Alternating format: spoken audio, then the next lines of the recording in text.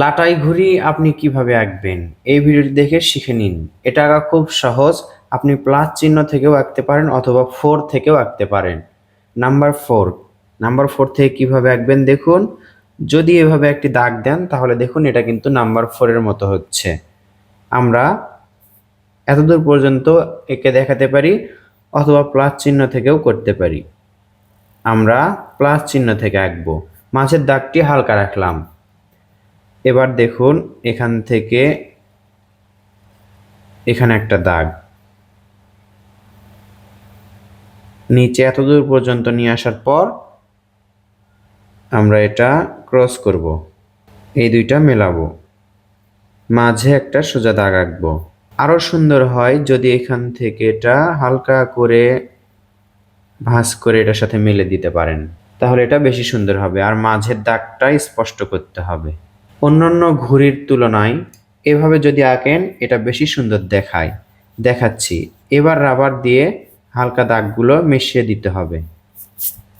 ঘুড়িতে একটু নকশা করতে পারেন। এখানে 1 2 3,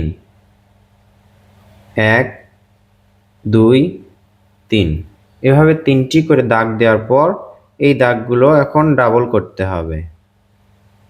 দেখুন আমরা কত ইজিলি একটি ঘুড়ি আঁকছি। সুন্দর নকশা যত করবেন ততই সুন্দর লাগবে। ঘুড়িতে অনেক ডিজাইনের নকশা করা যায়। আমরা সামান্য একটা দাগ দিলাম। এখান থেকে কি করব, এই যে এইভাবে 4-এর মতো করে দাগ দিব। বাংলার সংখ্যা 4 যেরকম চ্যাপ্টা আকৃতির ঘুড়ি আঁকা হলো। এবার লাটাই আঁকতে হবে আমাদেরকে। সোজা 2টা দাগ দিবেন। এখানে একটা দাগ, এখানে একটা দাগ।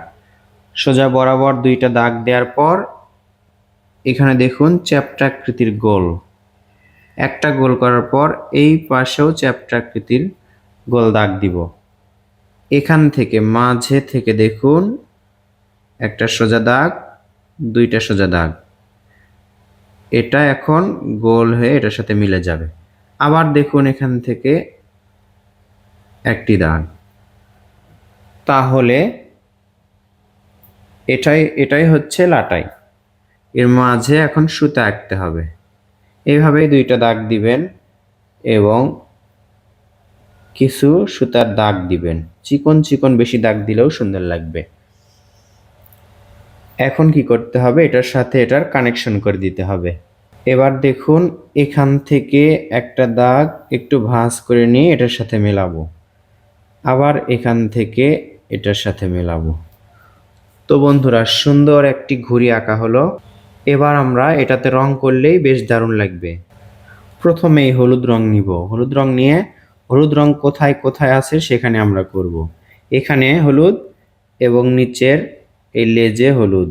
আবার কি করব, একটা পরপর হলুদ রং করব, এই পাশে ওই পাশে। দেখবেন এটাও বেশ দারুণ লাগবে।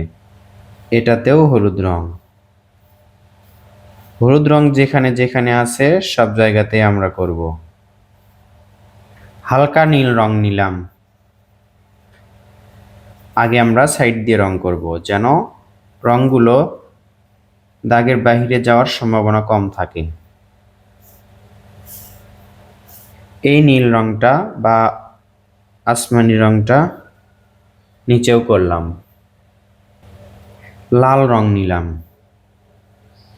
লাল রং নেওয়ার পর এই পাশের ফাঁকা জায়গায় করব।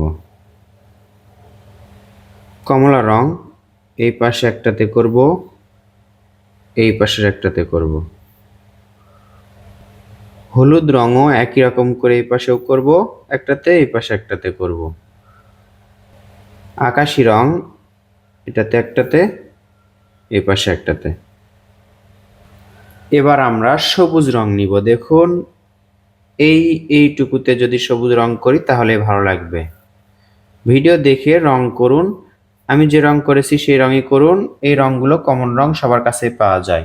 আশা করছি এভাবে রং করলে আপনার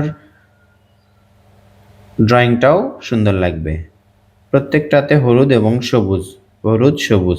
তাহলে কয়েকটি রং দিয়েই আমরা পুরো ঘড়িতে এবং লাটায়ে রং করা শেষ করলাম। সুতাতেও আমরা সবুজ রং করছি।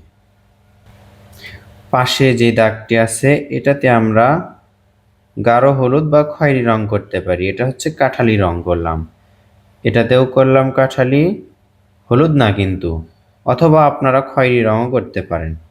তো বন্ধুরা, আশা করছি এই ড্রয়িংটা পারফেক্ট হবে আপনাদের জন্য। শেখাও যেমন সহজ, রং করাও তেমন সহজ। সহজ ড্রয়িং এবং সুন্দর রং দেখিয়ে দিলাম। আশা করছি আপনারাও দেখে শিখতে পারবেন। ধন্যবাদ।